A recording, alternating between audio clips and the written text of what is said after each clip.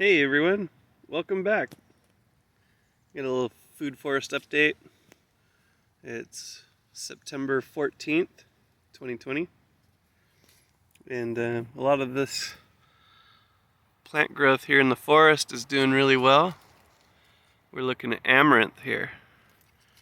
I grew a bunch of amaranth. There's another cluster over there, just a handful of seed, and I was amazed at how much roots are being put into the soil. That's a big part of what it boils down to.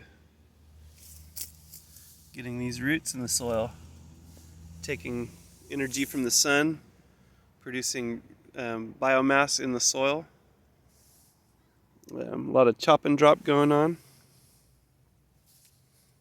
Artichoke. We let a lot of these artichokes bloom. They drop these little seeds everywhere, so hopefully next year we'll have more artichoke.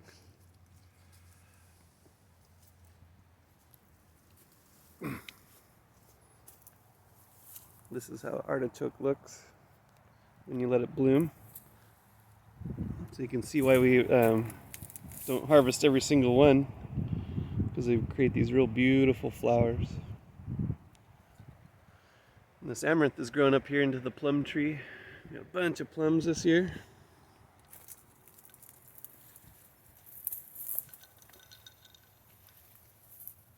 Tomatoes here and there, scattered around. Tomatoes kind of had it rough. We had some pretty nasty heat waves around in the hundreds.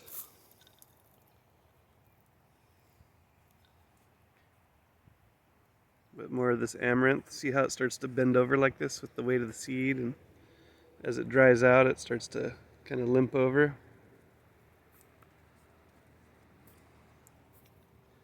So we're going to harvest a bunch of the seeds and probably grind them.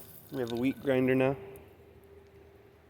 See all these plums and different plants. Got our pumpkins, more amaranth.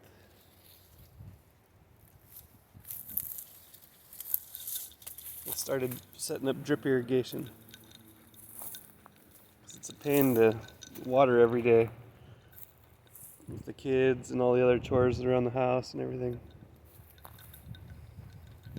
Got a little drip irrigation started. Some misters. Here's a triple plum setup. And I took a grapevine and wound it around.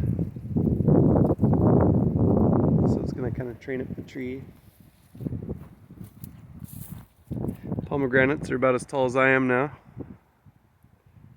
Elderberries are about halfway to the power lines. So I'm going to thin these elderberries out to probably one main stalk and grow them up as a tree so that they reach over the canopy of the pomegranates. So they can companion grow together. So we have lots of artichokes. I dug up some artichokes and kind of spread them around. Some of them made it, some of them didn't. More tomatoes. So yeah, even heading into the fall, we're doing alright. I just brought some bees home. Cut them out of a valve box. So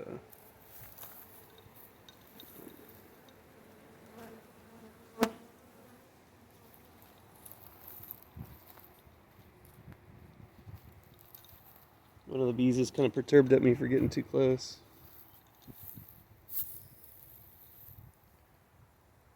But yeah, the pomegranates run all the way down.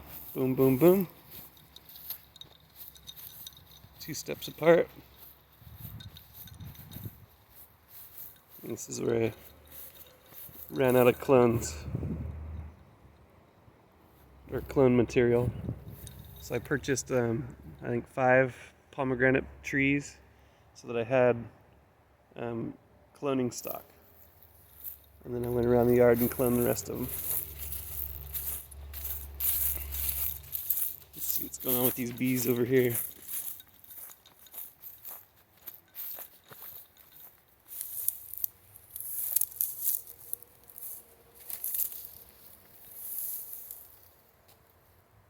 Doing pretty good. Lots of guard bees because we're in the summertime dearth or fall dearth. So they have to protect the resources that they have from other bees stealing.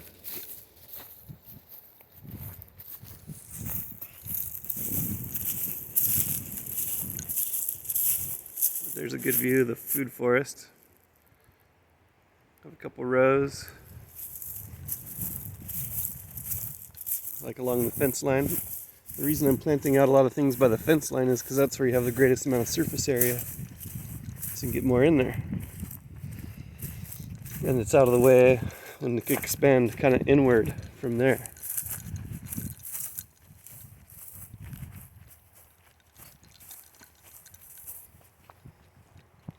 So these are all cloned pomegranates all the way down.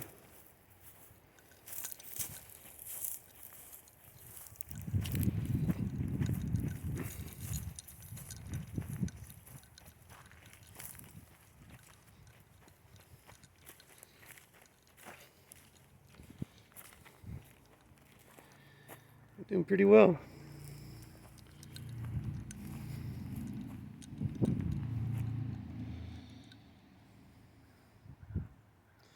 So it's exciting to get involved with a food forest, but if you go too quickly, you start expanding faster than your irrigation can handle, and you're out there hand watering. You get a heat wave and things will start dying. So my recommendation is to expand a little bit, make sure you can handle what you have, and then once you get situated, expand a little more until they connect.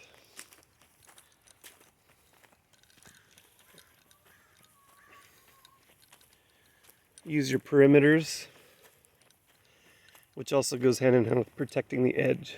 So if you protect the edge of your gardens, the core will take better care of itself. So nopales, paddle cactus. It's good eating, but the horses like to trample it. So every time they crack them off, I plant them back in the ground. And so this hedge is getting wider and wider, but it never gets above the belly of the horse because they'll step in here to munch down the grass. That wine barrel has bees in it. Got some bonsais here from my friends who moved to Texas. He gives these cool bonsais, so I have a talk with my wife. We'll probably plant them along that fence line to give the horses more shade. Got a eucalyptus tree over there and a black walnut over by that jug that's kind of struggling along.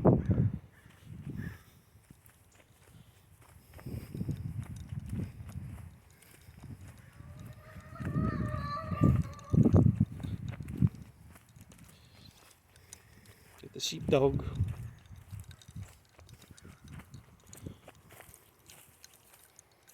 Black walnut.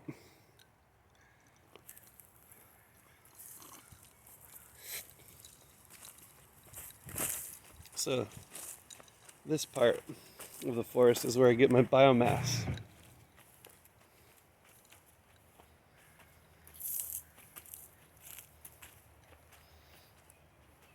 Got a quarter horse and a Mustang in here.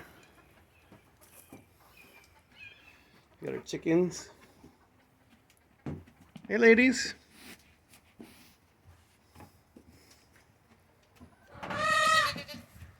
Got a couple goats.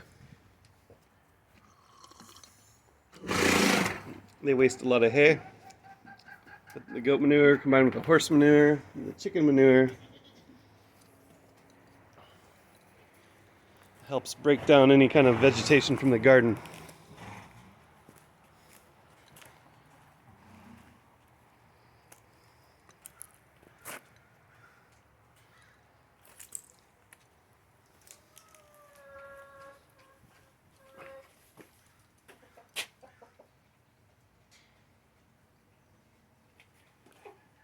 So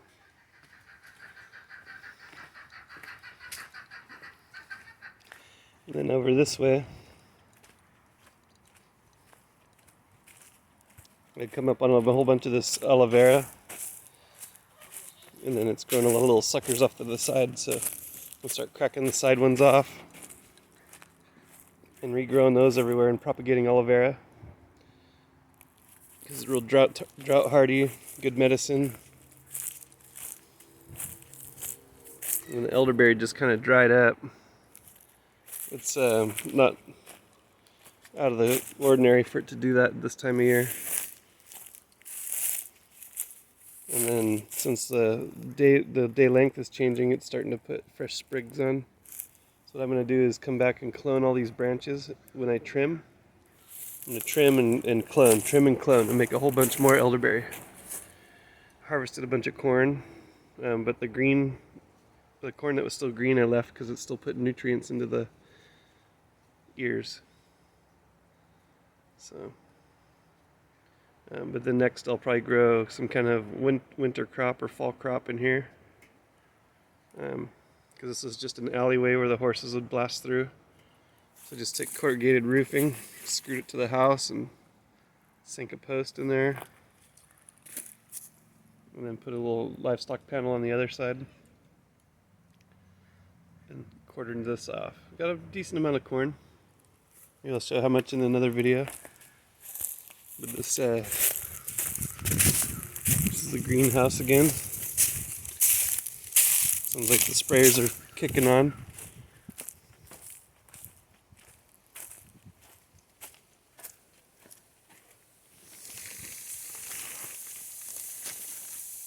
So I'm cloning a bunch of elderberry.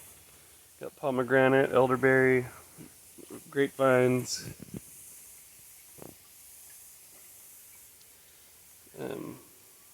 Lemons and oranges from the front yard. Like anytime you prune something, you can clone it. These are all different types of raspberries and boysenberries, blackberries, grapes, pomegranate, blueberries. Mostly all cloning stock. And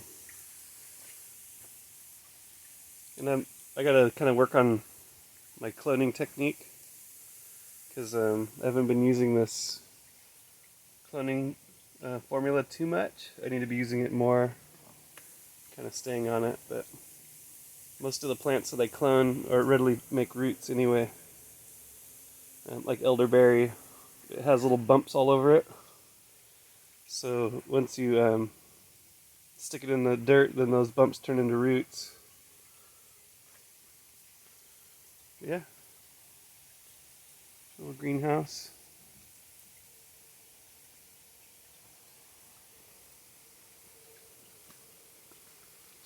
Anyway, take care. Thanks for watching. Have a wonderful day, and I'll see you in the next video.